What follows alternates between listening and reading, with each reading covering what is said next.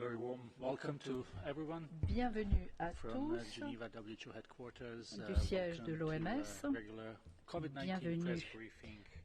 à la conférence de presse and, sur la COVID-19. We are having journalists watching us on Zoom. We Nous also avons des journalistes en Zoom et nous avons un certain nombre de plateformes avec les journalistes qui sont avec nous. Nous avons nos intervenants. Nous avons Dr Tedros, le directeur général, Dr Maria Van Kerkhove, Dr Michael Ryan et Dr Gerald Diaz qui dirige le programme des urgences de l'OMS. Donc les journalistes sont en Zoom, en plateforme Zoom. Ils peuvent nous écouter dans les 6 langues de l'ONU, plus le portugais et le hindi, grâce à nos interprètes qui sont ici avec nous. Merci de nous rendre cette tâche possible.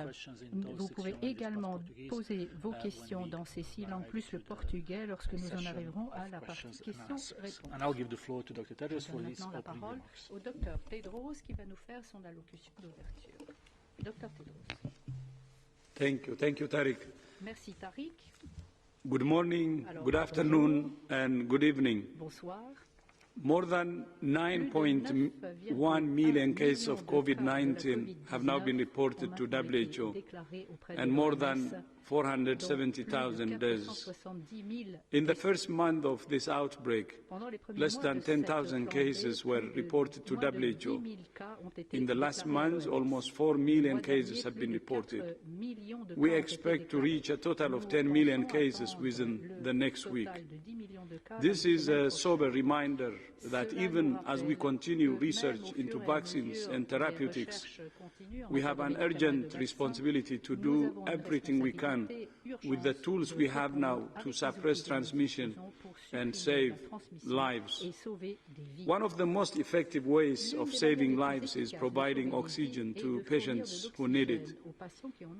Several news reports published today have highlighted the vital role of oxygen in treating patients with severe and critical COVID-19. This has been an area of intense focus for WHO since the beginning of the pandemic. Patients with severe and critical COVID-19 cannot get enough oxygen into their blood by breathing normally. They need higher concentrations of oxygen and support to get it into their lungs. Left untreated, severe COVID-19 deprives cells and organs of the oxygen they need, which ultimately leads to organ failure and death.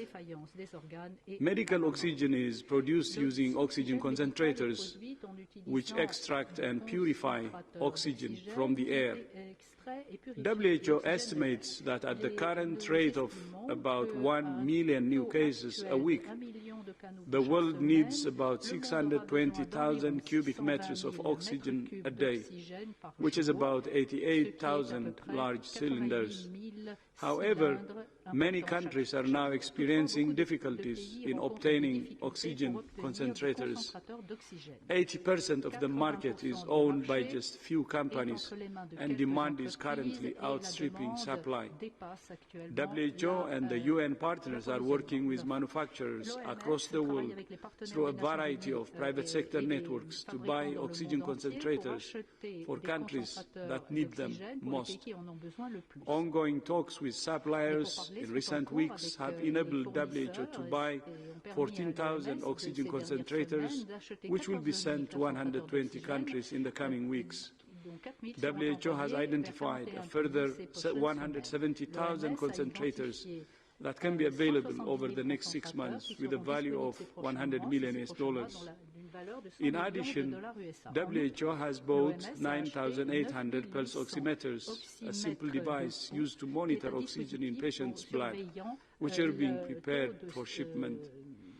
Another challenge is that many patients with critical disease need a higher flow rate of oxygen than is produced by most commercially available concentrators.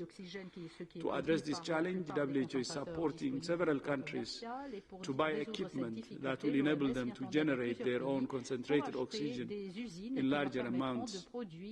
This is a sustainable solution for COVID-19 and beyond, but requires technical expertise for many maintenance. WHO has also published technical specifications for the design of this equipment, as well as guidance for countries on oxygen sources and distribution. This is just one way in which WHO is continuing to support countries with science, solidarity and solutions. As some countries start to reopen their societies and economies, questions about how to hold gatherings of large numbers of people safely have become increasingly important. This is especially true of one of the world's largest mass gatherings, the annual Hajj pilgrimage. Earlier this week, the government of the Kingdom of Saudi Arabia announced that this year's Hajj will proceed with a limited number of pilgrims of different nationalities who live within the kingdom. This decision was made based on a risk assessment and analysis of different scenarios in accordance with WHO's guidance to protect the safety of pilgrims and minimize the risk of transmission. WHO supports this decision. We understand that it was not an easy decision to make, and we also understand it is a major disappointment for many Muslims who are looking forward to making their pilgrimage this year. This is another example of the hard choices that all countries must make to put health first. Finally, tomorrow, the government of the Democratic Republic of the Congo is planning to announce the end of the Ebola outbreak in the east of the country after almost 2 years of struggle. In total, there have been almost 3,500 cases, almost 2,300 deaths, and almost 1,200 survivors. WHO is proud to have worked under the leadership of the government of the DRC to bring this outbreak under control. This has only been possible thanks to the service and sacrifice of thousands of Congolese health workers working side by side with colleagues from WHO and many other partners. I salute them all. Many of the public health measures that have been successful in stopping Ebola are the same measures that are now essential for suppressing COVID-19. Finding every case, isolating every case, testing every case, caring for every case, and relentless contact tracing. These are the measures that must remain the backbone of the response in every country. There are no shortcuts. But Ebola and COVID-19 are only two of the health threats facing the people of DRC and many other low and middle-income countries. That's why WHO is committed to continuing to work with the people and government of DRC to strengthen its health system and support it on the road towards universal health coverage. I thank you. Thank you, Dr. Tedros, for these opening remarks. We will open the floor for questions now. We wish to remind you, if possible, to be short and have one question per person. And again, you can ask your question in 6 languages plus Portuguese, if you wish to do so. We will start with Peter Kenny, who is from Anadolu today. Peter, do you hear us? Peter, est-ce que vous nous entendez? Yes, do you hear me? Oui, yes. M'entendez-vous? Thank you. I would like to ask my question about research on vaccines in Nigeria at Adeleke University in Nigeria's Edo State. They have discovered a vaccine. I would like to know about what type of research is going on in Nigeria and in other African countries. Thank you. So thank you for the question. I can't answer specifically about the vaccine that you mentioned in Nigeria, but I can tell you that we are working with researchers all over the world, including many researchers across Africa, across a number of technical areas, whether this is through epidemiologic studies and zero-epidemiologic studies, whether it's clinical research, whether it's the development of vaccines.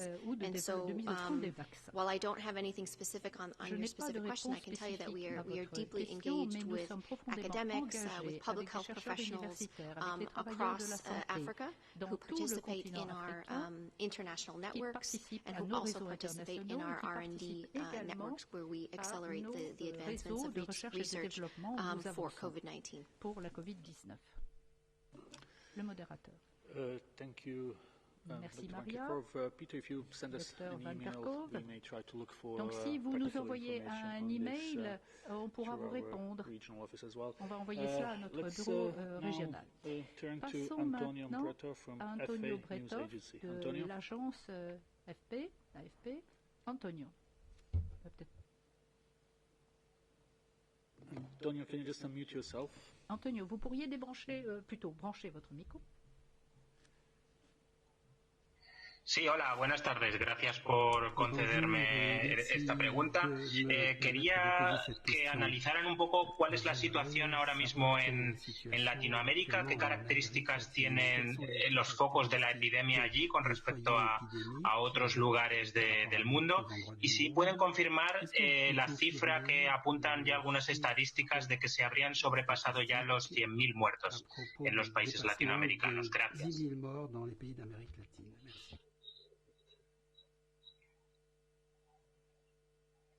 I can begin, Maria.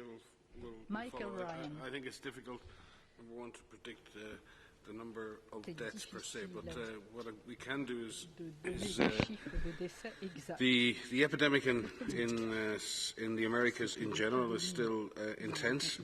It's particularly intense in Central and South America, and it's across a range of countries. And we've seen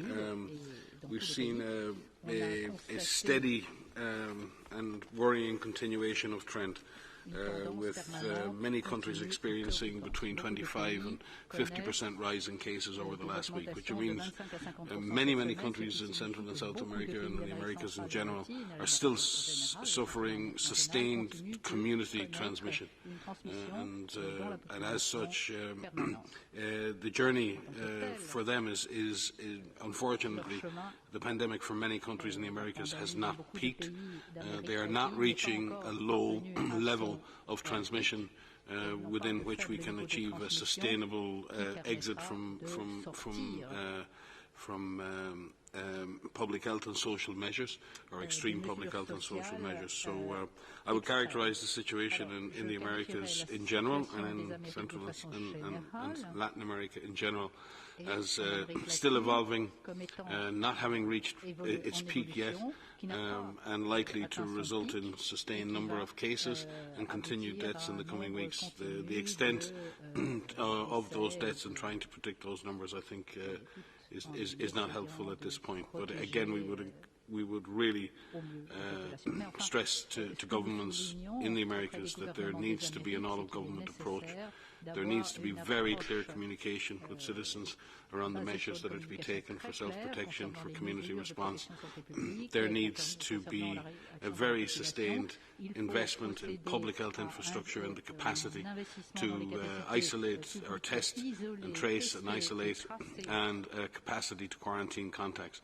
It is very difficult to take the sting out of this pandemic or out of this epidemic in the country unless you're able to successfully isolate cases and quarantine contacts. In the absence of a capacity to do that, then the spectre of further lockdowns cannot be excluded, and really I don't think anybody wants to go back to population-wide, society-wide lockdowns. But the only way in some circumstances to avoid that now is a very, very, very aggressive investment in our capacity to detect cases, confirm cases, quarantine contacts, and keep our communities on board and willing, able, without coercion, to support clear messaging and clear instructions and requests from government in a trusting environment.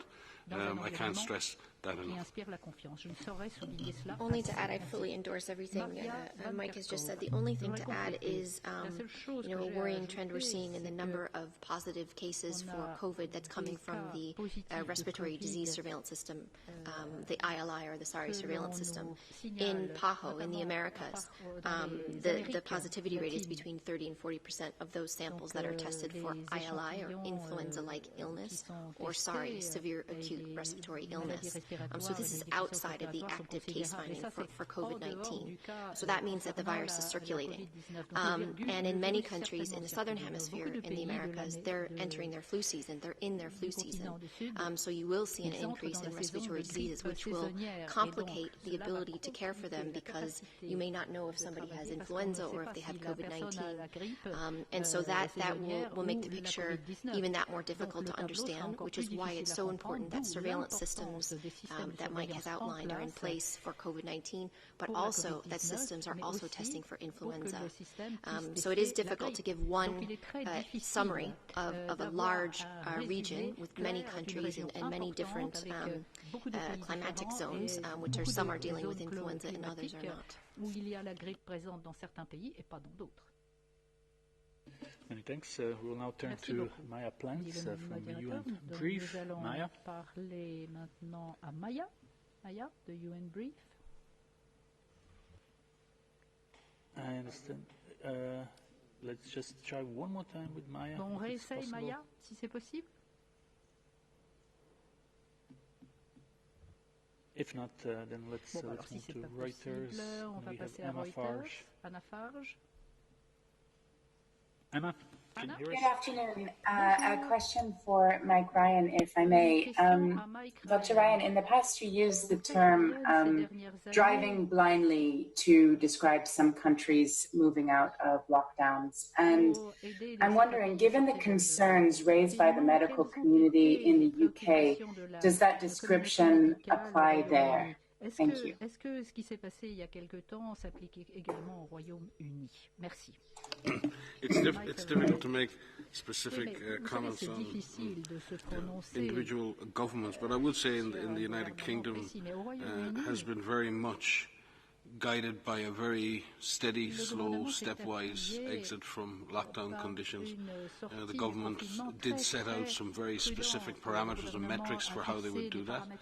I think they've communicated those to population, certainly to us. And in the different four home regions there, you have England, Wales, Scotland and Northern Ireland. The chief medical officers and the governments on those four entities have worked together in a consistent way to implement that, if some slight modifications of that. So from that perspective, testing in the UK has increased. I believe the surveillance system is capable of understanding where the disease is.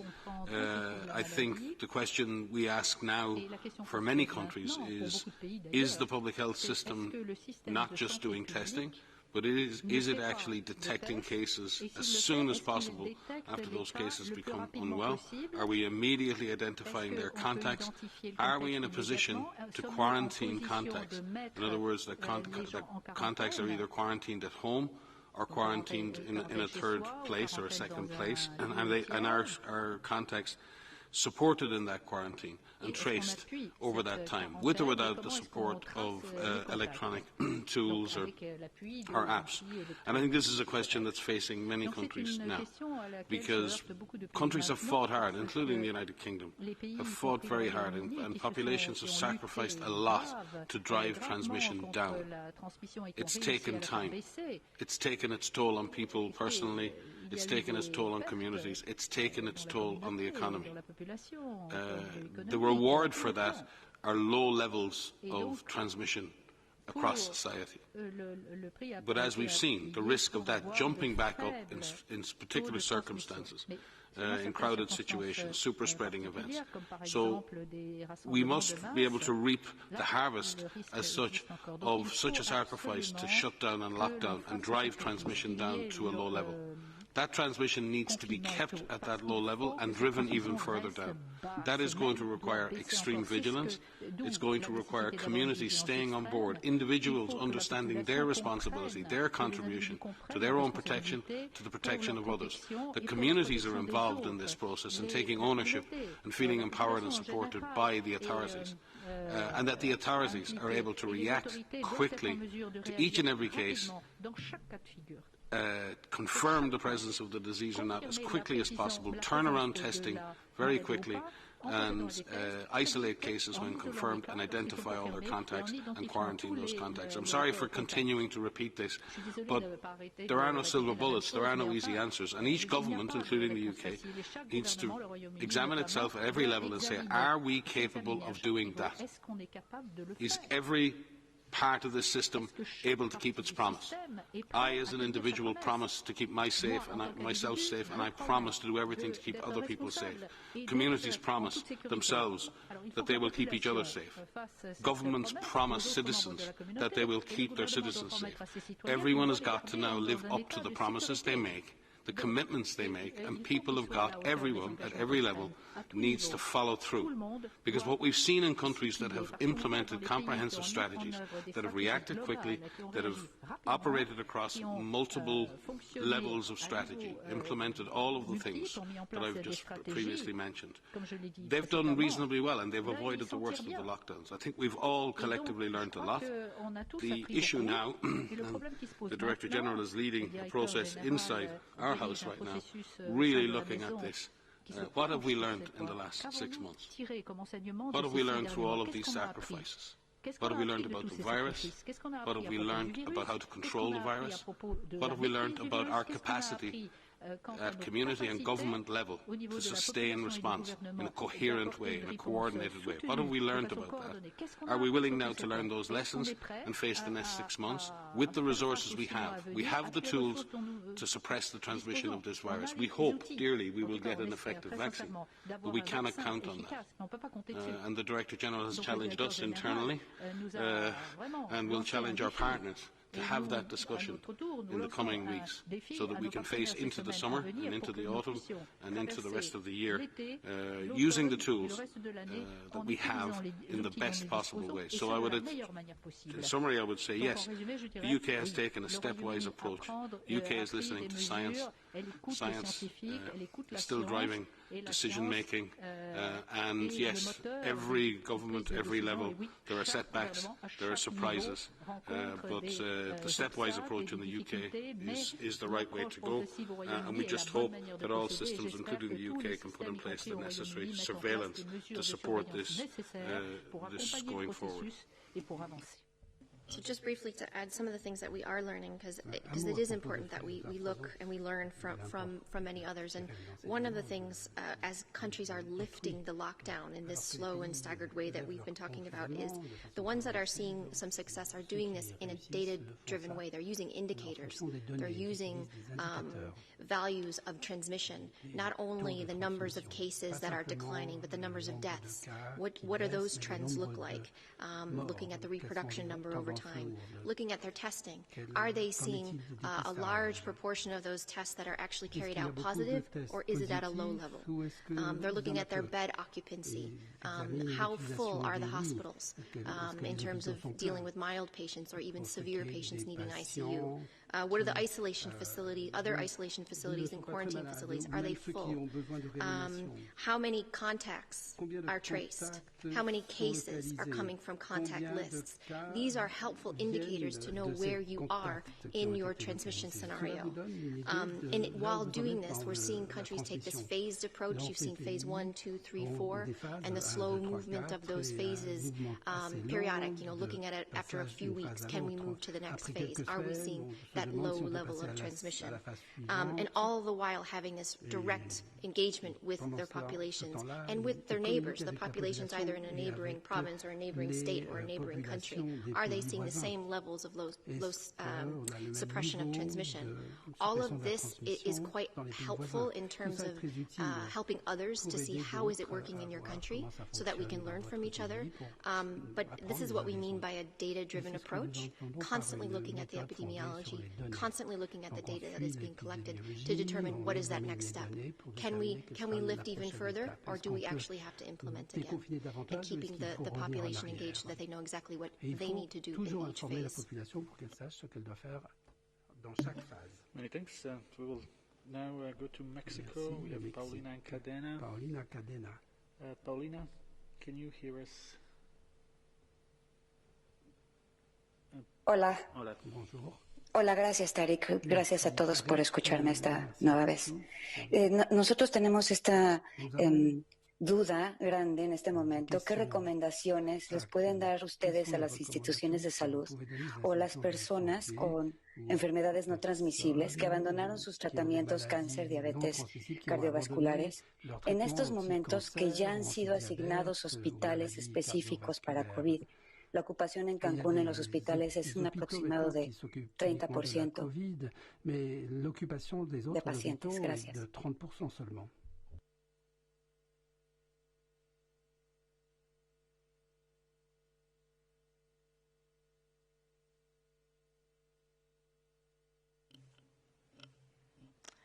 Thank you for that. It's actually an incredibly important question to understand how to keep essential health services going.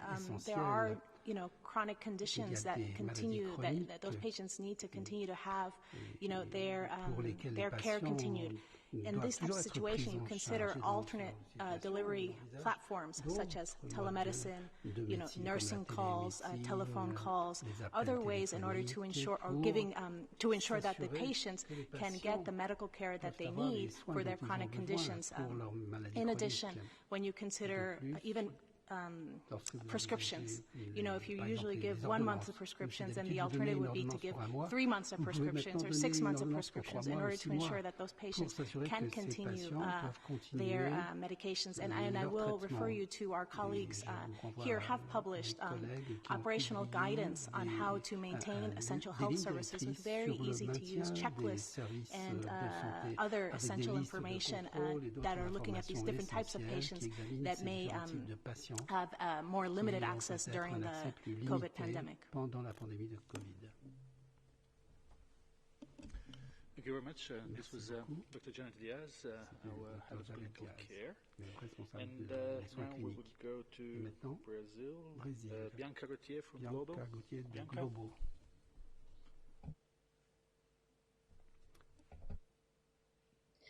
Hi, Tariq. Can you hear me? Yes.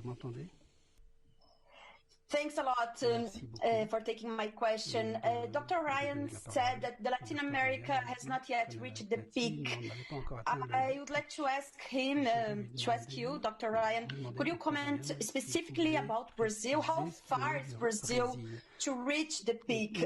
Some say July, August. Do you have something in mind? Again, thank you for the question, but it's very difficult to predict peaks. If you look across Europe, you look across the rest of the world, you look across the Americas, the peak has an awful lot to do with what you do. What you do affects the peak. It affects the height of the peak, it affects the length of the peak, and it affects the trajectory downwards. That is everything to do with the government's intervention to respond, the community's cooperation with that intervention, and the healthcare and public health care system's capacity to act. The virus doesn't act alone. The virus exploits weak surveillance. The virus exploits weak health systems. The virus exploits poor governance. The virus exploits a lack of education and a lack of empowerment of communities. Those are the things we need to address. If we address those things systematically, the numbers will go down. That is what's happened. That is the reality of this pandemic. The numbers respond to response.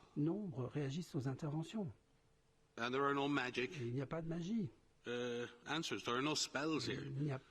You can't divine this away. We have to act at every level. We have to use the resources at our disposal. And we know from many, many country examples, not from WHO, just look around the world. Look at the countries that have taken action. Look at the countries that have contained and controlled this disease. And you'll find your answers. I just want to add that, again, fully endorse what Mike has just said, that transmission is completely in our hands, and it's not only in our individual hands, but what we do as individuals to prevent ourselves from getting infected, to prevent our families, our communities, our populations. And we have outlined steps that need to be taken at each level of transmission. We just published an update of this guidance today, which is focused on critical preparedness, readiness, and response actions based on if you are in a situation of no cases, either you haven't had cases yet or you've actually brought those cases down to zero, you have sporadic cases where you have clusters of cases where you have community transmission. In this document, it outlines actions, detailed actions that need to be taken for everything from your emergency response mechanisms, risk communication, surveillance, IPC, clinical care, public health measures, and there's a link to every additional guidance that WHO and our partners have put out. And it's the closest thing we have to an actual action checklist that's online. And it just to highlight that there are so many things that we can do, and we need to highlight this. We have tools right now in our toolbox right now to be able to suppress transmission. And so it relates to your question about the peak. We get a lot of questions about the peak in this country or that country or globally. The one thing we shouldn't do is predict, because we need to do everything we can do to suppress this transmission and make any of these predictions that have come out from these models not be a reality.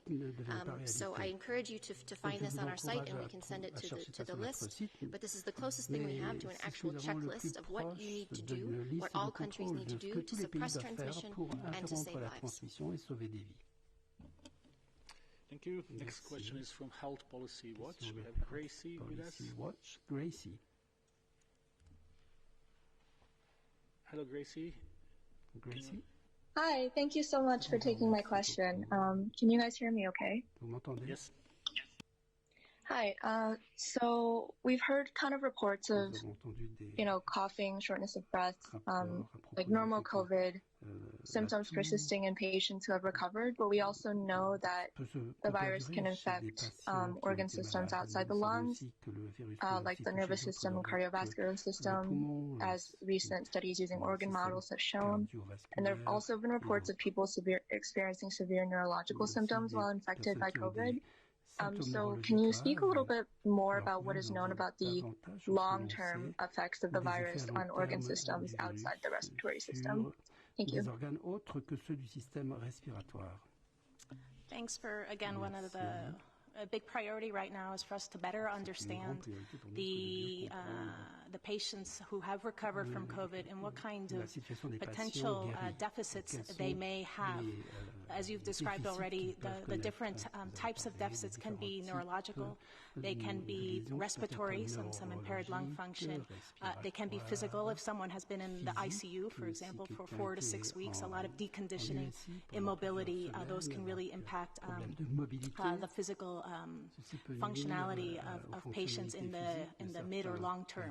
So right now, one of the priorities of the WHO Clinical Research Working Group, and we actually, in fact, had our meeting today, was presenting the findings that researchers, the studies that researchers are doing now to understand this. And what we're trying to do is to create standardized data capturing systems or case record systems to be able to capture this information globally to better understand the disease, characterize not the disease, well, the recovery phase of the disease. So I can say this is definitely a priority topic that we are working with international experts around the world to facilitate and to accelerate our understanding. Thank you, Dr. Diaz. Merci. We will now go to Jamie Keaton from Associated Press. Jamie Keaton de l'Associated Press. Can you hear me? Yes. Okay. Nice to speak with you again. This is for Mike and Maria. We have noticed that the epicenter appears to be lasting longer in the Americas than it did in China or in Europe. What accounts for the longer epidemic in the Americas? Thanks. Thanks, Jimmy. Nice to hear from you. I think it depends, again, it's very much depending on the country, on the arrival of the disease. It also depends on just the natural connectivity in countries. And it may take longer for a disease to spread around a country where connections and infrastructure does not allow disease to spread as quickly.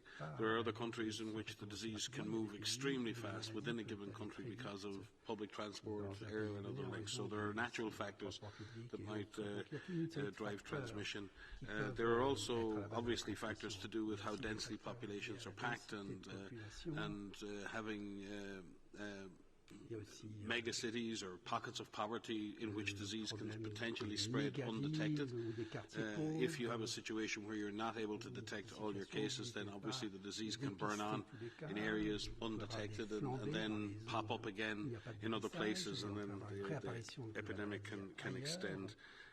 But if you look at the epidemic in Europe, it lasted, quite a while. You're talking about the first cases in January in some European countries, and it's only in the last couple of weeks that we begin to see the disease going down. If you look more broadly in Europe, and we tend to be biased, and we look at Western Europe, or we look at the European Union, but actually if you go further east and you go to the Western Balkans, if you go to some countries in Central Europe, if you go to the Russian Federation, if you go to Moldova and other countries, there is still a rising incidence in some of those countries, and certainly in some Central Asian republics, which are part of the European continent as such, the epidemic still goes on at higher levels.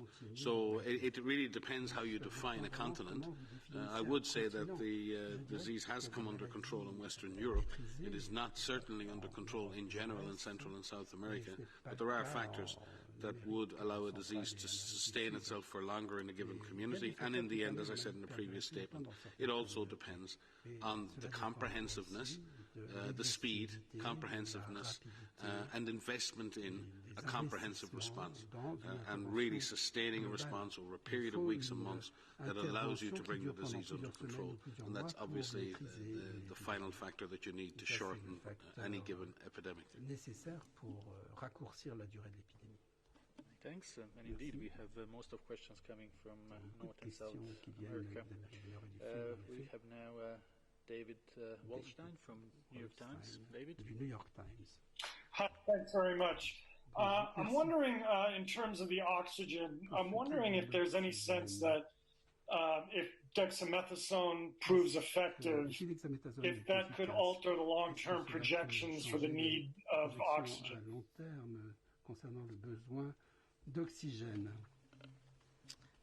Thanks. That's an excellent question.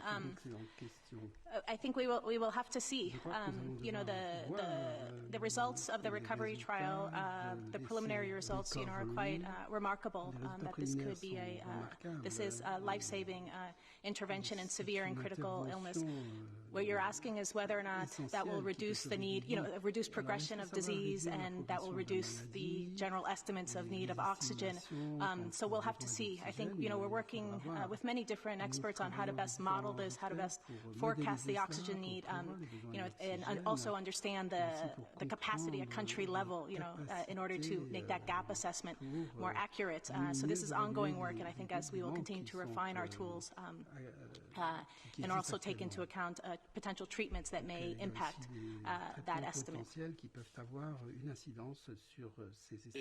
If I could just add on this, because we tend, we get positive information on remdesivir, and then we all chase that for a while, and then we get stuff on dexamethasone, and then we have a discussion about oxygen, and then we have a discussion about other things. I think we need to really start seeing this as how do we optimize the clinical management of all patients who become sick.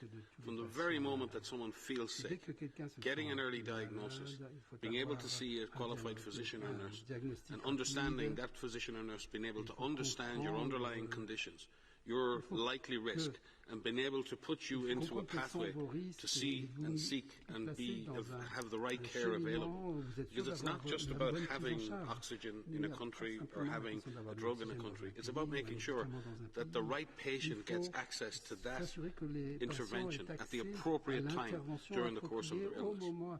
And when you put all of those small interventions together, rapid diagnosis, early hospitalization of those patients who may have risk factors, early oxygen therapy when needed, and then the use of other drugs and other supportive care, including ventilation, dexamethasone. And if we're capable of putting all of those interventions together and ensuring, even in least developed situations, even in humanitarian situations, we can deliver a basic standard of care to every person who gets COVID-19, then we will save a lot of lives. When we look at dexamethasone and we look, it reduces death rates by 1/5 in people who are already on oxygen. That's great, but by itself, it's not a solution. If we look at remdesivir, it reduces the length of illness in a proportion of patients. That's great, but it's not enough.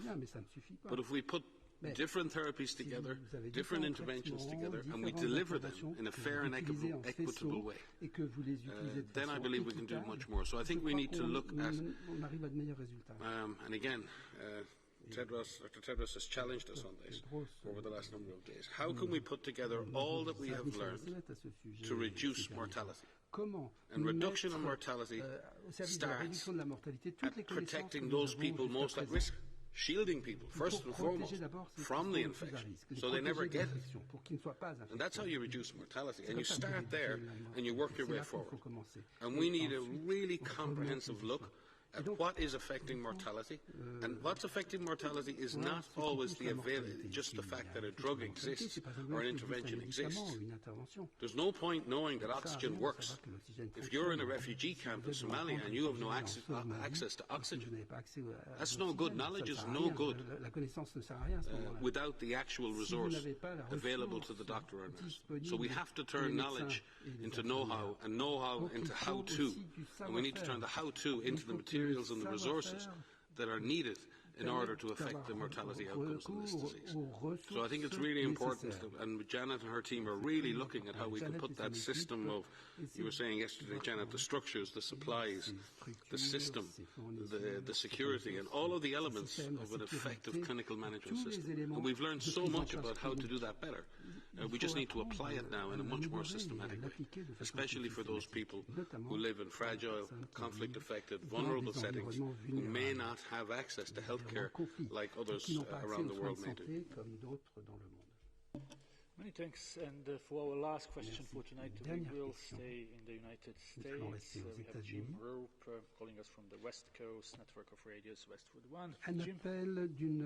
Hi, thank you very much, and good evening to everyone.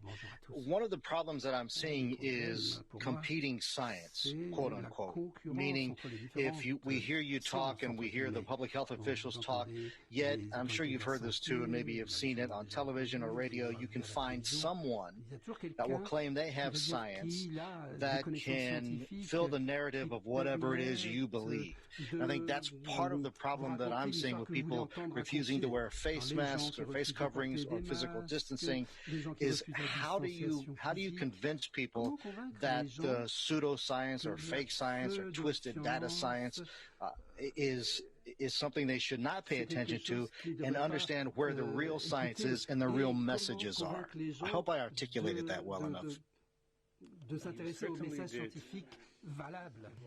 That's it's really a fantastic question. It's really a fantastic question. We are living in a time right now where there's so many different groups that are carrying out really incredible research, real-time research right now for a new virus that we didn't know anything about 6 months ago. And we are learning about severity, we're learning about transmission, we're learning about treatments, we're learning about every aspect of this virus. And it's happening at an incredibly rapid pace. And so that's very positive. We're seeing innovation in areas that we hadn't seen before. You mentioned the use of masks, and we talked about different types of fabrics. That didn't exist a few months ago. We're seeing innovation in therapeutics and in vaccines, and this is really incredible. We're seeing real-time evaluation of full genome sequences, and it's happening at an incredibly rapid pace. Papers, through science, when people are doing research, normally what happens is they carry out a specific piece of work with a collaborative group of individuals. They write this up, they write it up as a report, they submit it to a peer-reviewed journal, the paper goes through a robust analysis and review, critiquing every single line and every single word of that paper, and then the authors respond, and then it gets published. And that takes some time. What we're seeing right now is because we need these answers so quickly, we're seeing a lot of answers come out in the form of a press release. We're seeing the answers come out in the form of a preprint. So these are these online platforms where you could publish or you can post your paper and it hasn't gone through peer review. So on the one hand, that's incredible because we're seeing these results in real time. And the other, it still needs to go through that rigorous review. And so WHO, we commission a lot of research, a lot of reviews that are done by independent groups on a variety of topics. And we have more than 50 reviews that are currently underway on a variety of topics. And this helps us to better understand the state of a particular topic, transmission, for example. Then what we do is we work with our international networks, which we have for clinical management, which Janet leads, for virology, for infection prevention and control, for risk communication, for epidemiology and modeling, and I can go on. And we debate that research. And that research is constructive.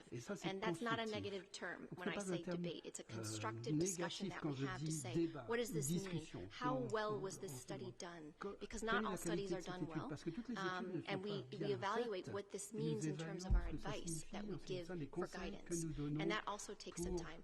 We're accelerating that as quickly as possible, but it's an important process to go through where you have that debate and you discuss how each individual piece of knowledge fits into the broader context. Normally, one paper that comes out doesn't change our perception of everything. However, there could be situations like the dexamethasone, for example, is a good example where we're learning something quite quickly, and that may modify, how we go forward.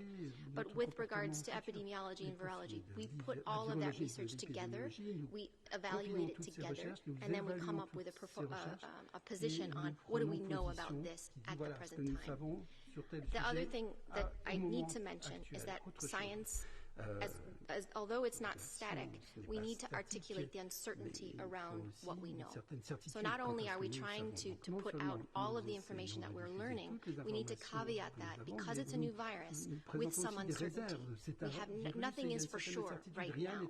And so when we give advice and when we give an answer, especially us sitting up here and we give these answers, we try to nuance that in a way that says, here's what we know right now, here's what we don't know, and here's what we're doing to better understand this. So it's a very long answer because we feel quite passionate about this, but just to end by saying we're really grateful for all of the researchers that are carrying out very carefully conducted research, that are doing these so thoughtfully, really to advance science going forward.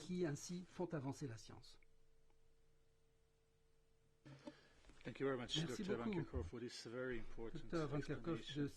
This very good question from Jim, so we will conclude our press briefing here with the audio file being sent shortly and transcript being posted. Le fichier audio vous sera envoyé ainsi que la transcription. Très bonne soirée à tous. Thank you, Tariq, and thank you all for joining, and see you in our next session. Thank you. Nous nous retrouverons lors de notre prochaine conférence de presse.